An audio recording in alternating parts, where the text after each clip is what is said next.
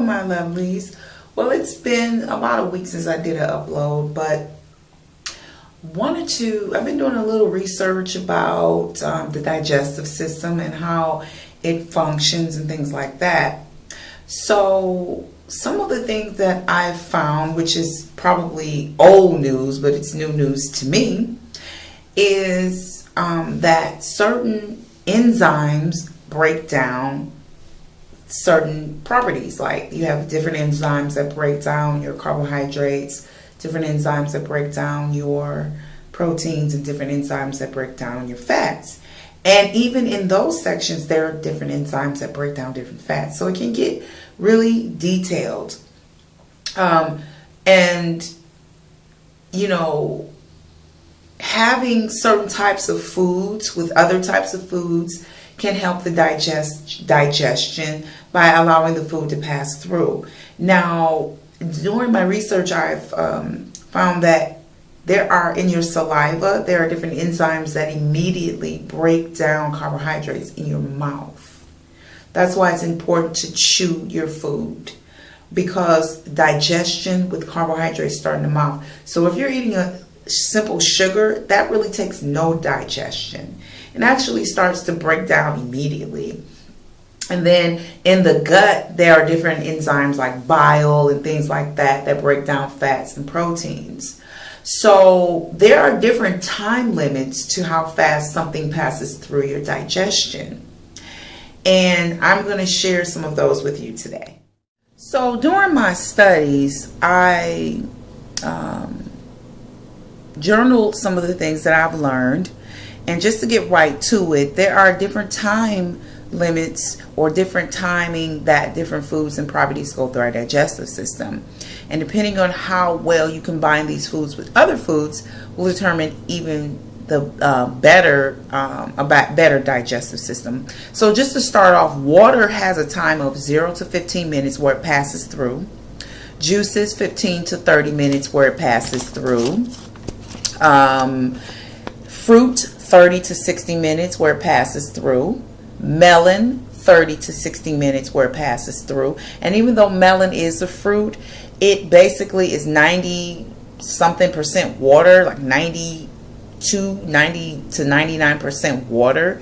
So it should be eaten separate from other fruits and other things that we eat, but that's another thing that I'm going to get into. So fruit 30 to 60 minutes, melon 30 to 60 minutes, wheatgrass juice 60 minutes, most vegetables 1 to 2 hours, grains and beans 1 to 2 hours, fish and meat 3 to 4 hours, and shellfish 8 hours.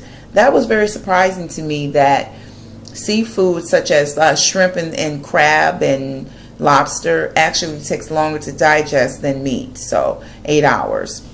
Now, when food combining, and I'm going to tell you, this is not just some wacky video that I've done based on just doing some research to upload a video.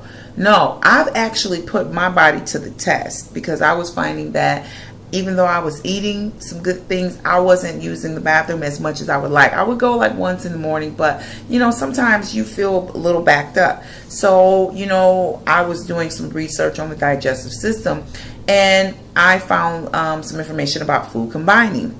So in this information, it was said that there are different ways to combine fats and proteins and starches and grains and vegetables, things like that.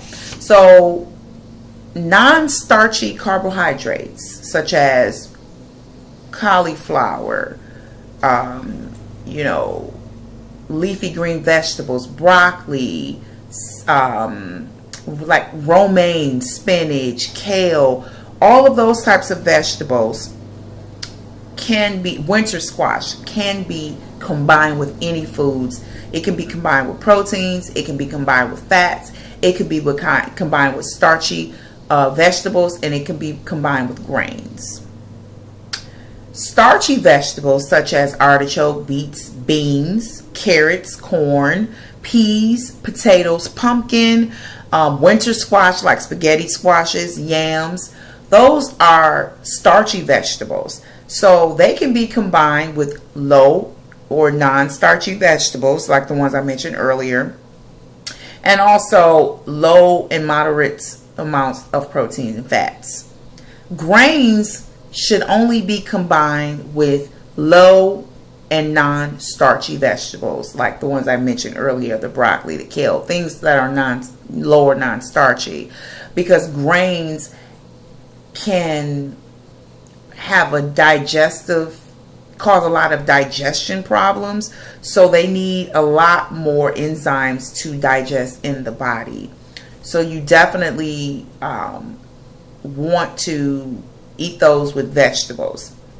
And now your grains are your buckwheat, your quinoa, your oats, your rice, your wheat, and flour. So any breads, even though these things can be healthy, and I know that American, we have hamburgers, hot dogs with bread and things like that, but on your digestive system, it is not, it doesn't run as optimal when you combine different foods together.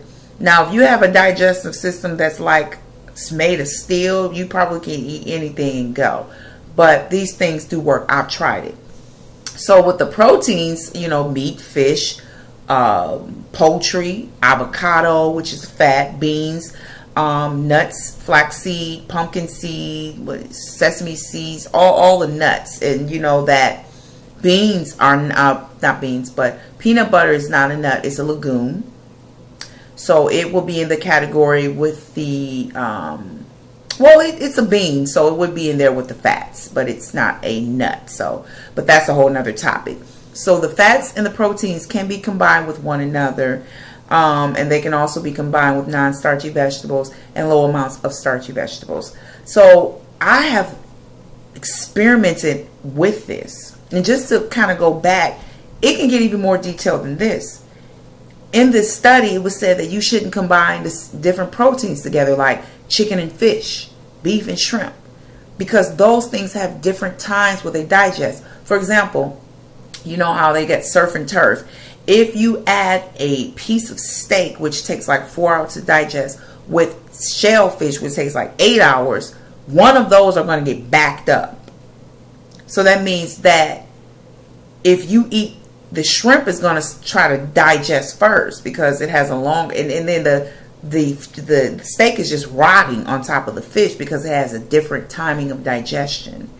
So I would very much encourage you to do your research about food combining, and it's very detailed. It can get even more detailed than this, but start with the basics. And the basics, and also I didn't go over this, fruit. There are different types of fruit. Sweet fruits would be bananas, prunes, things like that. Subacid fruits are things like apples and peaches and plums. And then acid fruits are things like citrus fruits like strawberry. And then another subacid fruit is blueberries. Okay. So, and then the acid fruits would be strawberries, citrus fruits, pineapples and things like that. And then melon is in its own category. So you have your sweet fruits where your bananas and things like that are in. Then you have your subacid fruits where your apples, plums, and peaches are in, and other things. And then you have your acid fruits where strawberries and pineapples and all citrus fruits are in. And then you have your melons. Well, you can combine the sweet fruits with the subacid fruits because they almost have the same digestion timing. And then you can add the subacid fruits with the acid fruits because they require some of the same environments like alkalinity and things like that to digest, and they still have almost the same digestion and the same properties. It's really about the properties of the fruit along with the timing. And also the melons, they go right through you. They don't even enter into the body. They just go right through you. So that is mostly water and it goes right through you. So if you eat meat and then you eat melon, the melon is going to putrefy on top of the meat because it's going to rot in your stomach. So imagine sitting a piece of fruit like an apple or anything in the sun. It's going to putrefy. It's going to ferment. And that causes a lot of things like bad breath, constipation, because your food is rotting in your stomach. So even though you may feel full, your body's not operating at its most optimal, because everything starts in the gut. Like your immune system is in the gut. Most of your hormones or your neurotransmitters, like, you know, serotonin and things like that, go from the gut to the brain. So you have to take care of your gut, not just be walking on a treadmill and doing all these weights and just thinking you're eating salads and stuff. You have to make sure that you are researching different things. And this is one of the things that I have found myself getting into. So do your best to take care of your digestive system, because even though you may be eating good, if the food is not being digested, so for example, and I know this is a long video, but I do want to share this with you. For example, if somebody is deficient in potassium and they start to eat more bananas because they need more potassium, and they still are deficient in potassium because they're combining bananas, which is a sweet fruit, with something that takes longer to digest, and the banana is not getting to in their bloodstream because it's not digesting. So even though you think you're eating well, if it's not being digested and entering into your bloodstream and going to where it's needed, you're not getting the benefit of that nutrient. So do your own research, look into food combining. Let me know, you know, some of the things that you've learned, because I'm new at this and it's been working. I'm literally, and this is a lot of information, but I have been going to the bathroom at least 3 times a day, and it's been feeling so good in my belly. So just wanted to share some of the things I've been doing this week. Okay, so if you did like the content of this video, hit it with a thumbs up. It really helps to let me know some of the things that you want to see. All right, and subscribe, because there'll be more content about health, beauty, nutrition, my life, and things that, you know, are pertaining to just humanity, you know, what makes us happy and healthy, you know. So this is LaShonda signing out, saying have a great day and take care of your health. Bye bye.